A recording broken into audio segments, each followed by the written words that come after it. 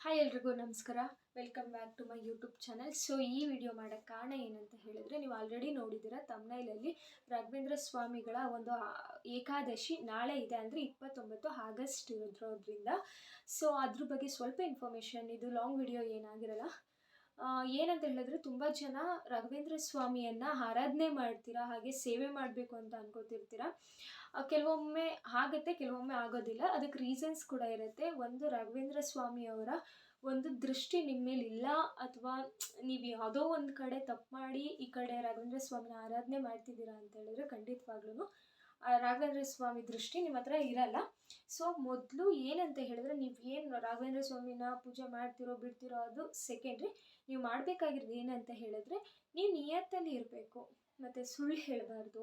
ಹಾಗೆಯೇ ಕಷ್ಟದಲ್ಲೇ ಇರೋರಿಗೆ ನಿಮ್ಮ ಕೈಯಲ್ಲಿ ಆದಷ್ಟು ₹1 ಸಹಾಯ ಮಾಡ್ತಿರೋ, ಅಥವಾ ಏನೋ ಒಂದು ಅನ್ನ ಕೊಡಿಸ್ತಿರೋ, ಅದೆಲ್ಲ ನಿಮಗೆ ಬಿಟ್ಟಿರೋದು.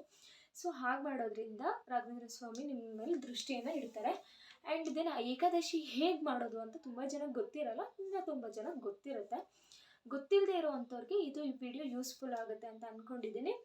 ಸೊ 29 ಆಗಸ್ಟ್ ಏನು ಏಕಾದಶಿ ಬಂದಿದೆ, ಇದು ಅಜ ಏಕಾದಶಿ ಅಂತ ಕರೀತಾರೆ. ಈ ಏಕಾದಶಿಯಲ್ಲಿ ಏನಂತ ಹೇಳಿದ್ರೆ, ವಿಷ್ಣು ಹಾಗೆಯೇ ಲಕ್ಷ್ಮೀ ದೇವಿಯನ್ನು ನೀವು ಆರಾಧನೆಯನ್ನು ಸ್ಮರಿಸುತ್ತಾ ರಾಘವೇಂದ್ರ ಸ್ವಾಮಿಗಳ ಒಂದು ಪೂಜೆ ಮಾಡೋದ್ರಿಂದ ನಿಮಗೆ ಏಕಾದಶಿ ಪರಿಪೂರ್ಣವಾಗಿ ಏನು ಅಂದ್ಕೊಂಡಿರ್ತೀರೋ ಅದಾಗುತ್ತೆ ಅಂತ ಹೇಳ್ತಾರೆ. ಸೊ ಹೇಗೆ ಮಾಡೋದು ಏಕಾದಶಿನ ಅಂದರೆ, ಕೆಲವೊಬ್ಬರು ಉಪವಾಸ ಮಾಡ್ತಾರೆ, ಅಂದರೆ ನೀರು ಸಹ ಕುಡಿದೇ ಇರೋ ಥರ ಬೆಳಿಗ್ಗೆಯಿಂದ ಬ್ರಾಹ್ಮಿ ಮುಹೂರ್ತದಿಂದ ಸಂಜೆ ಆಗೋವರೆಗೂ, ಮತ್ತು ಕೆಲವೊಬ್ಬರು ಅವರವರ ಒಂದು ಶಕ್ತಿ ಅನುಸಾರವಾಗಿ ಮಾಡ್ತಾರೆ. ಕೆಲವೊಬ್ಬರಿಗೆ ತೀರಾ ಸುಸ್ತಾಗುತ್ತೆ ಅನ್ನೋರು ಒಂದು ಅರ್ಧ ಭಾಗದಷ್ಟು ಏಕಾದಶಿ ಫಸ್ಟೇ ರಾಘವೇಂದ್ರ ಸ್ವಾಮಿ ಹತ್ರ ಪ್ರಾರ್ಥನೆ ಮಾಡಬೇಕು, ನನ್ನ ಕೈಯಲ್ಲಿ ಇಷ್ಟೇ ಅಪ್ಪ ಆಗೋದು. ಸೊ ಮಧ್ಯಾಹ್ನದವರೆಗೂ ನಾನು ಒಂದು ಏಕಾದಶಿಯ ಉಪವಾಸ ವ್ರತ ಮಾಡ್ತೀನಿ ತಂದೆ, ಏನೇ ತಪ್ಪು ಏನೇ ಇದ್ದಿದ್ರು ನೀವೇ ನೋಡ್ಕೋಬೇಕು ಅಂತ ಹೇಳಿಬಿಟ್ಟು ರಾಘವೇಂದ್ರ ಸ್ವಾಮಿ ಪ್ರಾರ್ಥನೆ ಮಾಡಿ ಅದನ್ನು ಮಾಡೋದ್ರಿಂದ ಖಂಡಿತವಾಗ್ಲೂ ರಾಘವೇಂದ್ರ ಸ್ವಾಮಿ ಅದನ್ನು ಯಾವುದೇ ರೀತಿ ಭಿನ್ನ ಆಗದೆ ಇರೋ ಥರ ನೋಡ್ಕೊತಾರೆ. ದೆನ್ ಇನ್ನೊಂದು ಏನಂತ ಹೇಳಿದ್ರೆ, ದ್ವಾದಶಿ ದಿನಕ್ಕೆ ರಾಘವೇಂದ್ರ ಸ್ವಾಮಿ ಅವರ ಏಕಾದಶಿಯ ಒಂದು ಉಪವಾಸ ವ್ರತ ಕಂಪ್ಲೀಟ್ ಆಗುತ್ತೆ. ಅಂದರೆ ಮೀನ್ಸ್ ಇವತ್ತು ನಾಳೆ ಏಕಾದಶಿ ಅಂತಂದರೆ 29ನೇ ತಾರೀಕು ಏಕಾದಶಿ ಅಂತ ಹೇಳಿದ್ರೆ, 30ನೇ ತಾರೀಕು ಮಾರ್ನಿಂಗ್ ನೀವೇನು ರಾಘವೇಂದ್ರ ಸ್ವಾಮಿಗೆ ಪೂಜೆಯನ್ನು ಸಲ್ಲಿಸ್ತೀರಾ, ಸೊ ಆವಾಗ ನಿಮ್ಮ ಒಂದು ಏಕಾದಶಿ ಉಪವಾಸ ವ್ರತ ಕಂಪ್ಲೀಟ್ ಆಗುತ್ತೆ ಅಂತ ಹೇಳ್ತಾರೆ. ಇನ್ನೊಂದು ಮೇನ್ ಥಿಂಗ್ ಏನಂತ ಹೇಳಿದ್ರೆ, ರಾಘವೇಂದ್ರ ಸ್ವಾಮಿಗಳಿಗೆ ಏಕಾದಶಿ ದಿನ ಯಾವುದೇ ರೀತಿಯ ಅಲಂಕಾರ ಇರೋದಿಲ್ಲ, ನೈವೇದ್ಯ ಕೊಡುವಂಥದ್ದು ಇರೋದಿಲ್ಲ, ಹಾಗೆಯೇ ಬೇರೆ ಏನು ಅವ್ರಿಗೆ ಅಲಂಕಾರನೇ ಇರೋದಿಲ್ಲ. ಬೇರೆ ದಿನ ಎಲ್ಲ ಅಲಂಕಾರ ಪ್ರಿಯರು ಅಂತ ಕೇಳ್ತಾರೆ, ಬಟ್ ನಾವು ಏಕಾದಶಿ ದಿನ ತುಳಸಿ ಬಿಟ್ಟರೆ ರಾಘವೇಂದ್ರ ಸ್ವಾಮಿಗಳಿಗೆ ಬೇರೆ ಏನು ಹೂವನ್ನು ಇಡೋ ಹಾಗಿಲ್ಲ. ಹಾಗೆ ನೀರು ಒಂದು ಲೋಟ ನೀರು, ಆ ಲೋಟದಲ್ಲಿ ನೀರು ಏನು ಇಟ್ಟಿರ್ತೀರೋ ಅದಕ್ಕೆ ಸ್ವಲ್ಪ ತುಳಸಿ, ಇಷ್ಟು ಬಿಟ್ಟರೆ ಬೇರೆ ಏನು ಇಡೋ ಅಂಥದ್ದು ಇರೋದಿಲ್ಲ ರಾಘವೇಂದ್ರ ಸ್ವಾಮಿಗಳಿಗೆ. ಹಾಗೆ ನೀವು ಏಕಾದಶಿ ಮಾಡೋದ್ರಿಂದ ನಿಮ್ಮ ಒಂದು ಸಂಕಲ್ಪ ಬೇಗ ಈಡೇರುತ್ತೆ, ಅದರಲ್ಲಿ ಬೇರೆ ಅರ್ಥನೇ ಇಲ್ಲ. ರಾಘವೇಂದ್ರ ಸ್ವಾಮಿಗಳ ಸೇವೆ ಯಾವ್ಯಾವುದರಲ್ಲಿ ಪ್ರಿಯರಾಗ್ತಾರೆ, ಹೇಗೆ ಸೇವೆ ಮಾಡಬೇಕು ಅದನ್ನೆಲ್ಲ ನಾನು ಇನ್ನೊಂದು ವಿಡಿಯೋದಲ್ಲಿ ಹೇಳ್ತೀನಿ. ಇದು ಸುಮ್ಮನೆ ಲಾಂಗ್ ವಿಡಿಯೋ ಆಗೋಗುತ್ತೆ. ಸೊ ದಟ್ ಈ ಏಕಾದಶಿ ನೀವು ಈ ಥರ ಮಾಡ್ಬೋದು. ಹಾಗೆಯೇ ನೀವು ಏಕಾದಶಿ ದಿನ ನಿಮಗೆ ಆದಷ್ಟು ರಾಘವೇಂದ್ರ ಸ್ವಾಮಿ ಮಠಕ್ಕೆ ಹೋಗಿ ಅಲ್ಲಿರೋವಂಥವ್ರಿಗೆ, ಭಿಕ್ಷುಕರಿಗೋ ಅಥವಾ ವಯಸ್ಸಾದವ್ರಿಗೂ ಏನೋ ಒಂದು ಸಹಾಯ ಮಾಡೋದ್ರಿಂದ ಕೂಡ ರಾಘವೇಂದ್ರ ಸ್ವಾಮಿಗಳು ಪ್ರಿಯರಾಗ್ತಾರೆ.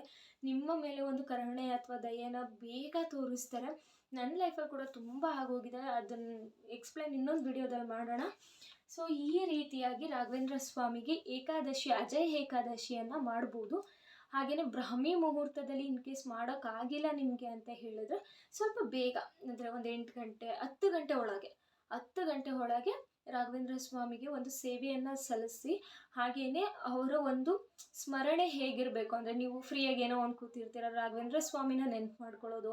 ಹಾಗೆ ಪೂಜ್ಯಾಯ ರಾಘವೇಂದ್ರಾಯ ಸತ್ಯ ಧರ್ಮರತಾಯ ಚ ಭಜತಾಂ ಕಲ್ಪವೃಕ್ಷಾಯ ನಮತಾಂ ಕಾಮಧೇನವೇ ಅಂತ ಆ ಒಂದು ಮಂತ್ರನ ಪಠಿಸುವಂಥದ್ದು. ಈ ಥರ ಮಾಡೋದ್ರಿಂದ ಕೂಡ ರಾಘವೇಂದ್ರ ಸ್ವಾಮಿಗಳು ಬೇಗ ಒಲಿತಾರೆ ಅಂತ ಹೇಳ್ತೀನಿ. ಸೊ ಈ ವಿಡಿಯೋ ನಿಮ್ಗೆ ಯೂಸ್ಫುಲ್ ಆಗಿದೆ ಅಂತ ಅನ್ಕೋತೀನಿ. ಯೂಸ್ಫುಲ್ ಆಗಿದೆ ಅಂತ ಹೇಳಿದ್ರೆ ಲೈಕ್ ಮಾಡಿ, ಶೇರ್ ಮಾಡಿ, ನಿಮ್ಮಿಂದ ಇನ್ನೊಬ್ಬರಿಗೆ ಸಹಾಯ ಆಗುತ್ತೆ. ನಾನು ಇದನ್ನು ವ್ಯೂಸ್ಗೋಸ್ಕರನೋ ಮತ್ತೊಂದಕ್ಕೋಸ್ಕರನೋ ನಾನು ಮಾಡ್ತಾಯಿಲ್ಲ. ನನ್ನಿಂದ ಎಲ್ರಿಗೂ ಬಿಡಿಸಿ ಒಬ್ಬೊಬ್ರಿಗೇ ಹೇಳೋದಕ್ಕಿಂತ ನನ್ನ ಕಾಂಟ್ಯಾಕ್ಟ್ಸಲ್ಲೋ ಅಥವಾ ನನ್ನ ಸಬ್ಸ್ಕ್ರೈಬರ್ಸಲ್ಲೋ ಯಾರಿಗೋ ಒಬ್ರಿಗೆ ಗೊತ್ತಿಲ್ಲ ಅಂತ ಅಂದ್ರೂ ಆ ಒಬ್ಬರಿಗೆ ರೀಚ್ ಆಗಲಿ ಅನ್ನೋ ಒಂದೇ ಒಂದು ಕಾರಣಕ್ಕೋಸ್ಕರ ನಾನು ಈ ವಿಡಿಯೋ ಮಾಡಿದ್ದು. So thank you so much. Complete video ನೋಡಿದ್ದೀರಾ ಅಂತ ಅಂದ್ಕೊಂಡಿದ್ದೀನಿ. ಇನ್ನು ಮುಂದೆ ಮುಂದೆ ನಾನು ರಾಘವೇಂದ್ರ ಸ್ವಾಮಿ ಅವ್ರ ಬಗ್ಗೆ ನಾನು ಏನೇನೆಲ್ಲ ತಿಳ್ಕೊಂಡಿದ್ದೀನಿ, ಏನೇನೆಲ್ಲ ತಿಳ್ಕೊತಿದ್ದೀನಿ, ಹೇಗೆ ಅವರು ಸೇವೆಯನ್ನು ಪ್ರಿಯರಾಗ್ತಾರೆ ಅನ್ನೋದನ್ನೆಲ್ಲ ಕಂಪ್ಲೀಟ್ ವಿಡಿಯೋ ನಾನು ಹಾಕ್ತಿರ್ತೀನಿ. Thank you so much.